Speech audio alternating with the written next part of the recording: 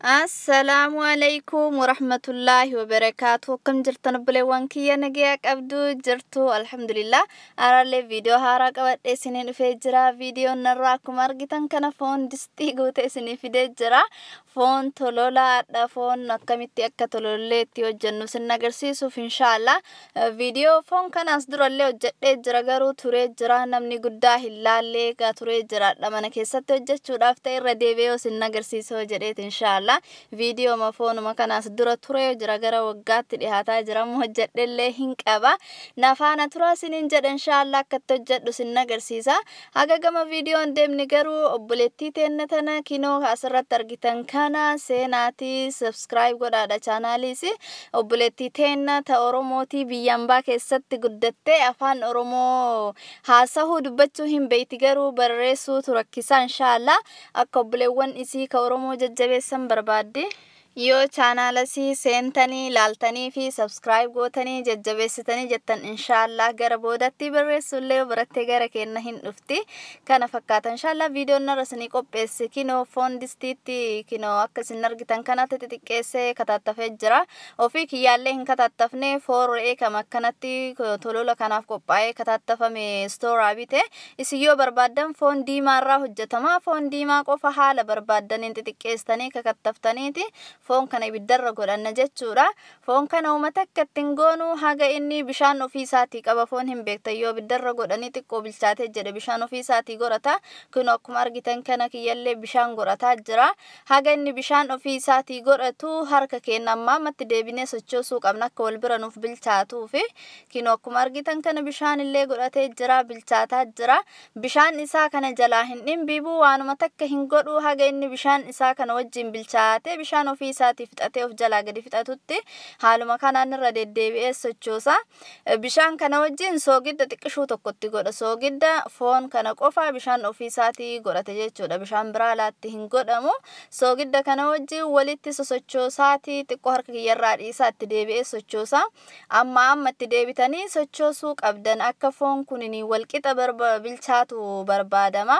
Akka kun gariin isaa bilchaatee gariin ammoo dheedhii ta'ee kun si diimatee gara bara burree nama jalaa ta'u hin barbaadamu.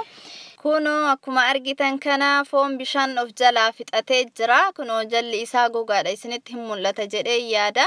Bishaan ofii isaatii godhatee of jalaa fixee jira. Foon illee kuno bilchaatee jira akkuma amma argitan kana. Soogidda malee uummata akkattiin goone eegammaati. Amma ammoo zayitii gubbarraan itti godha. Bakka zayitii kana namni gariin dhadhaa qofaan illee hin bilcheessa. Gariin dhadhaa fi zayitii illee wal keessa hin makaa. Ani dhadhaallee ittuma godha garuu dhadhaa boodarratti godha. Dhadhaa qofaan bilcheessuu hin barbaadu. Zayitii kana qofaani zayitiidhaan dura isaa bilcheessa jechuudha. Akkuma amma argitan kana zayitii hedduu tokkotti godhee gubbarraan baasee jira. Zayitii kana wajjin ammoo haga inni bilchaatee diimatutti ammatti deddeebi'aatii sosochoosee jechuudha. Kinoo haaluma amma argitan kanaan bilchaataa jira. Yeroo bilcheessitan ammoo harki keessanii irraa gadi taa'uu hin qabu. Haga inni bilchaatutti irruma dhaabbattanii bilcheessitan jechuu osoo hin taane haga inni diimatee bilchaatee wal gahutti ammatti deddeebitanii xoqqorraacha siqxanii itti deebitanii sochoosuu qabdan jechuudha. Haaluma kanaani kinoo bilchaatee diimataa jira bakka illee hin geenne amma qimamii itti godha jechuudha. Qimamiin ani fayyadame kuni qarafaadha.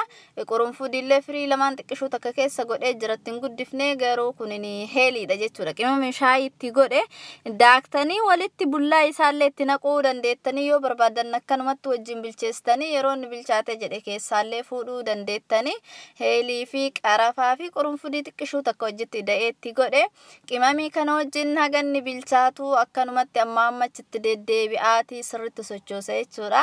Hedduu tokko mi'aafoon kunan hedduu tokko jaalladhaa gara naannoo keenyaatti akka aadaatti illee itti fayyadamanii akka nyaata aadaa yeroo dubartiin takka intalli shamaraa takka heerumuudhaaf isin gadi ba'uudhaaf taatu nyaata kana qopheessaniiti meeshaa addatti godhanii wajjin gadi baasanii akkasuma yeroo isin deettuullee yookaan ammoo abbaa manaa ta'ee namni keessummaan ulfaataa wayii gara biraatii dhufee karaa deemaa dhufee yoo wayitanii dhufuuf ta'uun takkan akkanaa kana qopheessamee eegama gara naannoo keenyaatti kanatti bilchaatee jira. Kun akkuma amma argitan kana amma ammoo dhadhaa gubbarraan itti godha jechuudha.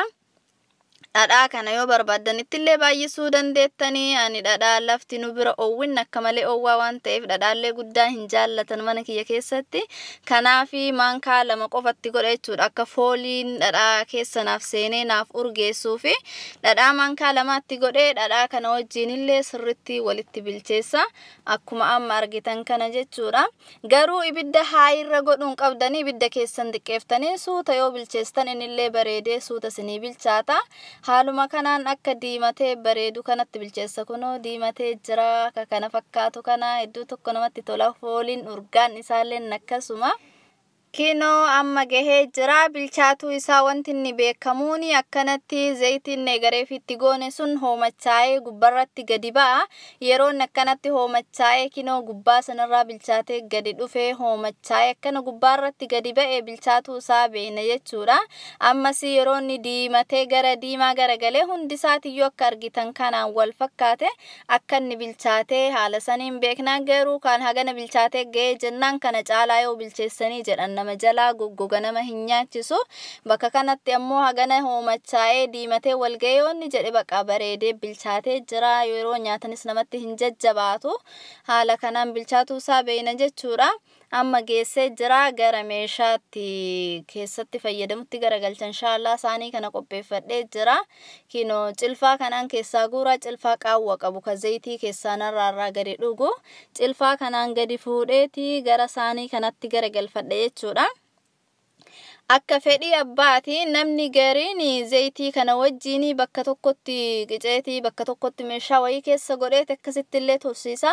Gariin nammoo zayitii kana jala akkanatti gadi dhimbiibee gogaa isaa kana teechisaan nama gogaa isaa teechisu keessaa tokko zayitii isaa kana yeroo nyaatan nama hin nyaachisu dafee furraa gadi nama dhoowwa waan ta'eef hin jaalladhu. Ani gogaa kana jaalladha. Akkanatti irraa gadi dhimbiibeeti foon qofa gara saanii kanaas gara galfadha. Kinoo akkuma argitan diimaa bareedaa kana sinitti mul'ata jedhee yaada. Haala kanaan fayyadama jechuudha. Foon kuni hedduu tokko bareedaadha. Haga fedhii abbaa turuu danda'a. Yeroo dheeraa turuu danda'a. Haala kanaan akkanatti tolfame yoo lafti akka wintaraa qabbana faa ta'e alallee godhamee yoo ammoo lafti bona oowwinna guddaa ta'e firiijii keessa godhamee haga fedhii abbichaa turuu danda'ama jechuudha. Hanga ji'a 2-3 illee tura yeroo dheeraa tura jechuudha. Akkanatti bilcheeffamee dafee hin badu. Akkasuma waanuma barbaadan illee nyaatuu danda'anii ganama ciree wanta akka daabboo wanta akka malawwahaa waan garagaraatti godhanii wajjin nyaatuu danda'anii. Akkasuma yoo barbaadan wanta akka mokoroonii paastaa irratti illee naqatamee hin nyaatama. Ani garuu akkanumatti kophaa isaa kana nyaachuu jaalladha. Akkuma qorsootti akaanii itti caccabsanitti kophaa isaa kana alanfatuu jaalladha. Hedduu tokko mi'aan akkanumatti kophaa isaa nyaadha. Waa hedduun nyaatama. Hedduu tokko namatti tola. Akkuma ijatti bareedu kana yeroo afaanitti nyaatanillee hedduu tokko bareeda. Nyaata aadaa keessaa tokko natti fakkaata walla akka aadaatumatti ilaalama. Garuu yeroo biyya keenya keessatti yeroo shamarri takka heerumtu foon kana malee gadi hin baatu. Waanuma hedduun ka biratti qopheeffamu osoo jiru foon kunillee akka laazimatti qopheeffamuu qaba. Akkasuma dubartii yeroo deettu akka isiin haga isiin jajjabaattuu fi qaamni isii akka jajjabeessuuf kana godhamee fi mana keessa godhama. Akkasuma abbaan manaafaa biyya gara biraarraa gara biyya biraafaa yoo namatti dhufu keessumaan jajjaban isaa gara biraati yoo namatti dhufu akkanatti re'ee qalamee fi foon diimaa isaa katattafamee tolfamee akkanatti haala kanaan bilcheeffamee qopheeffamaa fi wanta turus waan guyyaa tokkoof lama qofatti nyaatanii miti. Wanta turu waan ta'eef ji'a 2 haga fedhii abbaa tura waan ta'eef akkanatti qopheeffama. Meeshaa qadaada qabu akkanaa kanatti godhaniiti qadaadanii barbaadan firiijii keessa yoo lafti keessan humnaa ol ka oowwu ta'e firiijii keessa gootanii yoo lafti keessan qorraa ta'e ammoo firiijiin ala gootanii haala kanaan tursiisuu dandeettan inshallah. Kana fakkaata maqaan isaa nu biratti tolola jedhama. Akka biyya garagaraatiin illee maqaa garagaraa qabaatuun faan mala. Foon irraa qopheeffamu ammoo foon kan re'ee sin tahaa kan hoolaa sin tahaa akkasuma yoo jaallattanii jettan kan gaalaa sin tahaa foonuma diimaa qofa haa ta'u akkasuma foonuma halaalaa qofa haa ta'u malee foon diimaa ta'ee jennaan hunda isaatirraayyuu hin qopheeffama. Haala kanaan qopheeffama inshallah. Yoo barbaadan ammoo qimamii kana keessaa fuutanillee ammuma gatuu hin dandeettan. Yoo barbaadan akkanumatti dhiiftanii yeroo nyaachuudhaaf jettan keessaa fuudhuu dandeettanii inshallah. Kana fakkaata nyaata nadhasin isinii qopheesse akka jaallattan abdii qaba yoo jaallattan nammoo like share subscribe comment gochuu hin dagatina akkasuma gaafiillee qabattan karaa commentii jalaatiin naaf kaan inshallah yaadallee wanta akkan isinii qopheessu barbaadda wanta beeku hundarraayyuu yeroo natti fudhate yerootti wal duubaa isiniif hojjedha malee wanta beeku kan isin nagaafattan hundarraayyuu isinii hojjechuudhaaf qophiidha inshallah. Video narraa kana fakkaata haga video biraatiin walitti deebinutti hedduu tokko sin jaalladha nagayaan naaf tura. Assalaamu alaykum wa rahmatullahi wa barakaatuh.